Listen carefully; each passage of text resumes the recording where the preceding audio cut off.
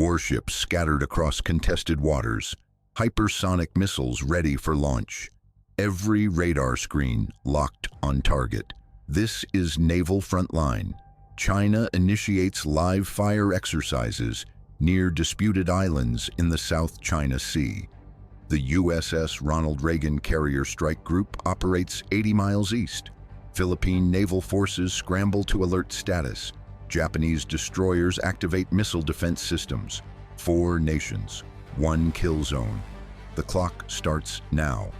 At 05:47 a.m. local time, Chinese Navy announces closure of maritime zones for military exercises. The warning comes with 12 hours notice. Commercial shipping reroutes immediately. Naval assets do not.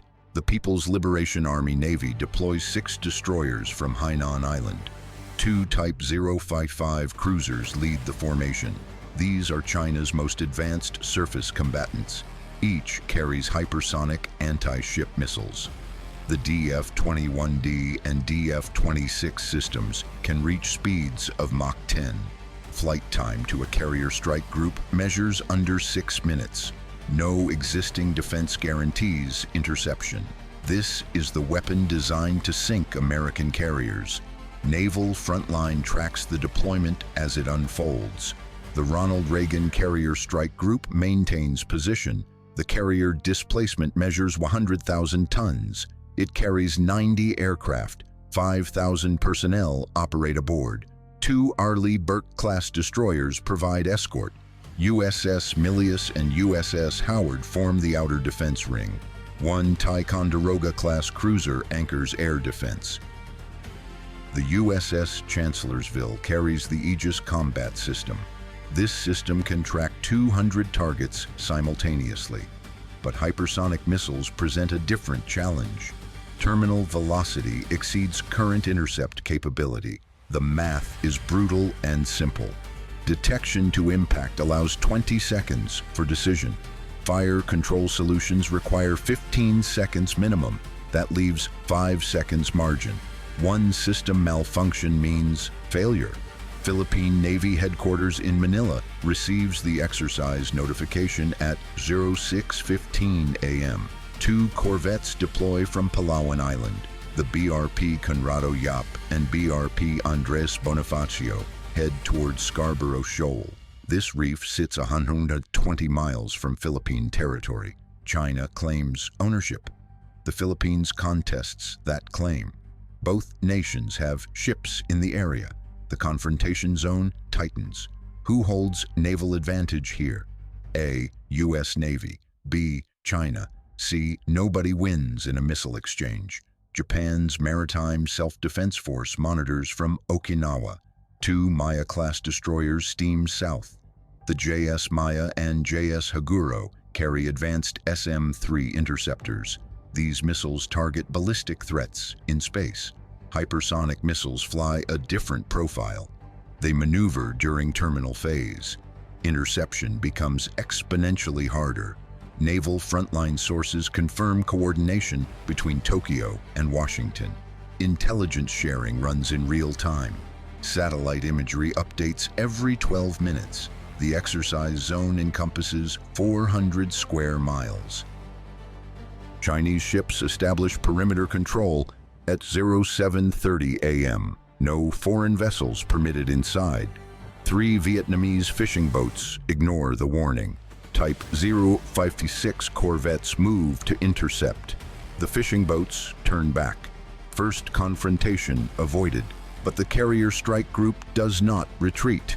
The Reagan maintains course and speed. Admiral's orders remain unchanged. Freedom of navigation continues. This is the doctrine. American destroyers push closer to exercise boundary.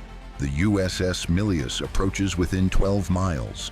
Radar systems track Chinese formations. Fire control directors remain active. Weapons systems stay in standby mode. 1 button press from hot status. The Chinese formation mirrors the movement. Destroyers break from main group. They move to shadow American ships. Distance closes to 8 miles, then 6 miles, then 4 miles. Radio communications increase.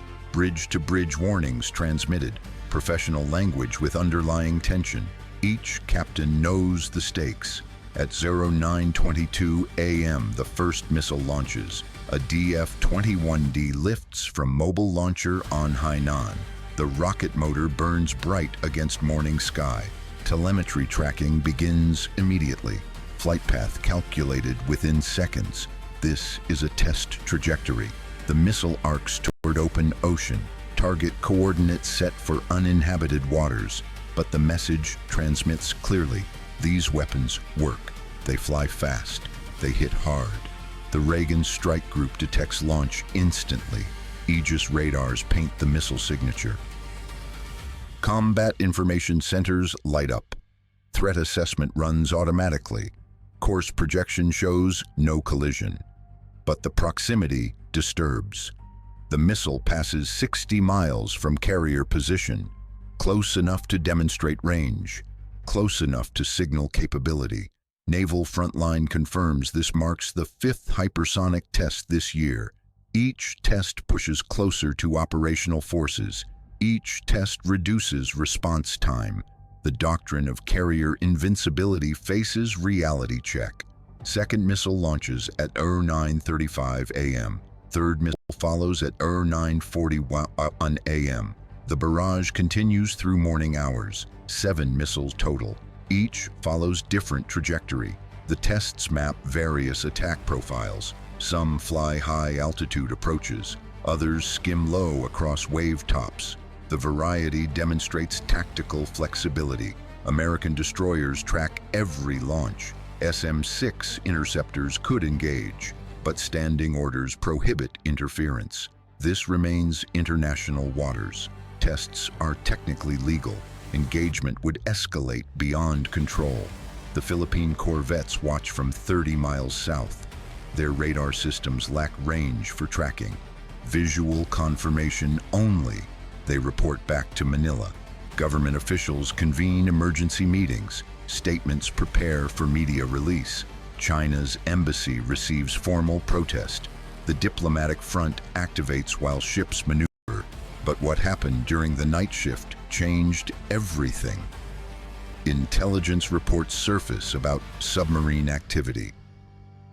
Chinese Type 093 attack submarines deployed days earlier. They now occupy positions beneath exercise zone. American P-8 Poseidon aircraft detected the signatures. Sonobuoys mapped their locations. At least 3 submarines confirmed. Possibly 5 total. This changes the tactical picture completely.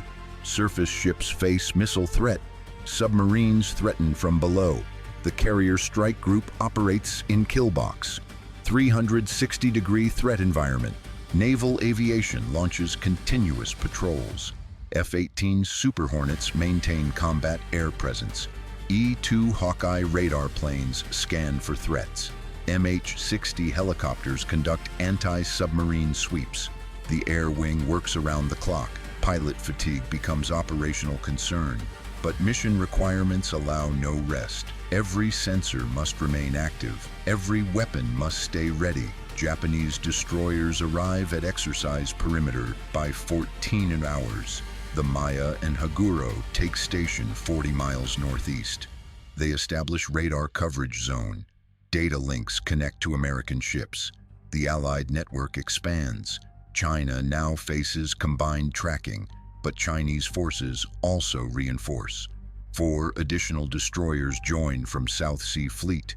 Total surface combatants reach 10 ships. 2 submarines surface briefly. The show of force continues. Both sides demonstrate resolve. Neither side retreats. The standoff intensifies. At 16:33 local time, another development emerges. Russian Navy ship detected approaching from west. The guided missile cruiser Varyag transits toward exercise area. Moscow announces joint observation mission. China welcomes Russian participation.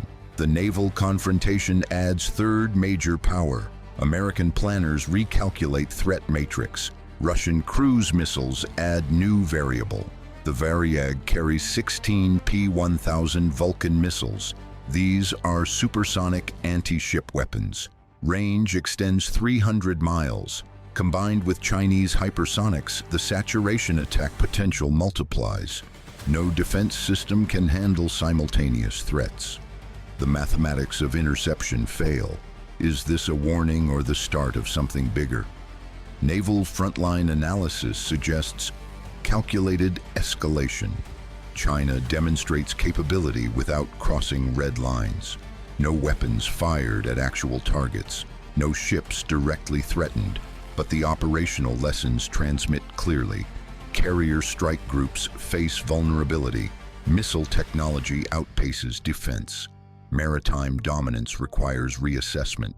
Pentagon officials issue measured responses. Statements emphasize readiness and resolve. But internal assessments run darker.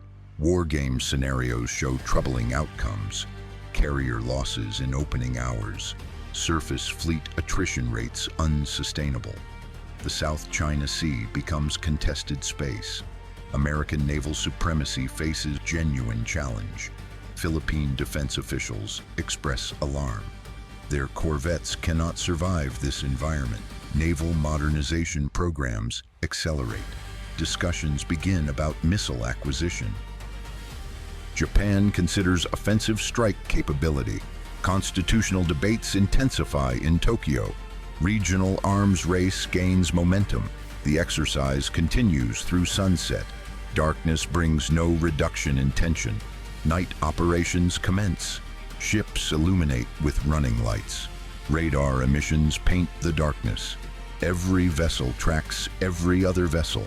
Collision avoidance becomes primary concern. At these distances, reaction time measures seconds. Human error could trigger engagement. One misidentified radar contact, one nervous weapons officer, one authorization miscommunication. The scenarios cascade toward catastrophe. But discipline holds. Professional navies maintain control. Bridge watch officers follow procedures, rules of engagement strictly observed. The night passes without incident. Dawn brings continued standoff. Chinese exercises enter second day. Missile tests resume. 3 more launches by 08 error hours. The demonstration continues. American carrier maintains position. Philippine ships hold station. Japanese destroyers remain deployed. Russian cruiser observes. The naval confrontation settles into routine. But the strategic implications expand. This represents new normal. Contested waters mean constant presence. Every transit becomes potential crisis. Every exercise raises tension. The South China Sea transforms into permanent front line. Naval frontline sources indicate exercises conclude after 72 hours. Chinese ships withdraw to port. Submarine signatures fade. But the tactical lessons remain. China demonstrated reach and capability. America maintained presence despite risk. Allies showed coordination. Russia signaled partnership with Beijing. The balance of sea power shifts. No shots fired, no casualties taken, but the correlation of forces changed. American carrier doctrine faces obsolescence. Hypersonic missiles create exclusion zones. Surface ships operate under constant threat. The era of uncontested naval dominance ends. Regional powers watch closely. Taiwan sees the weapons demonstrated. These same missiles threaten island defense. Invasion scenarios become more credible. South Korea evaluates threat assessments. North Korea gains confidence from Chinese capability. Vietnam accelerates submarine acquisition. Indonesia expands naval budget. The ripple effects spread across Indo-Pacific. What does the next move look like at sea? Naval Frontline assesses 3 possibilities. First scenario involves American tactical withdrawal. Carriers operate further from Chinese coast. Standoff distances increase to 500 miles. This preserves assets but concedes water space. Second scenario sees technology race. American hypersonic programs accelerate. Deployment timelines compress. Matching capability becomes priority. but this requires years of development. Third scenario brings diplomatic engagement. Arms control discussions begin. Exercise notifications improve. Confidence-building measures expand, but trust remains minimal. Each option carries consequences. Withdrawal signals weakness. Arms race drains resources. Diplomacy requires compromise. No perfect solution exists. The naval balance remains unstable. Who controls these waters? The answer stays unclear. China demonstrates ability to deny access. America maintains presence despite threats. Neither side achieves dominance. Both sides retain escalation options. Does this escalate next? The risk remains constant. Every exercise brings potential miscalculation. Every transit tests resolve. The South China Sea operates at elevated tension. One incident could cascade. The ingredients for confrontation exist. Political will determines outcomes. Subscribe to Naval Frontline, where fleets meet first. The front line of sea power delivers breaking analysis. Hypersonic missiles change naval warfare. Carrier doctrine faces obsolescence. The South China Sea becomes permanent flashpoint. Follow Naval Frontline for frontline coverage, where naval power confronts reality, where technology reshapes strategy, where the balance of sea control remains contested. This is Naval Frontline, where fleets meet first.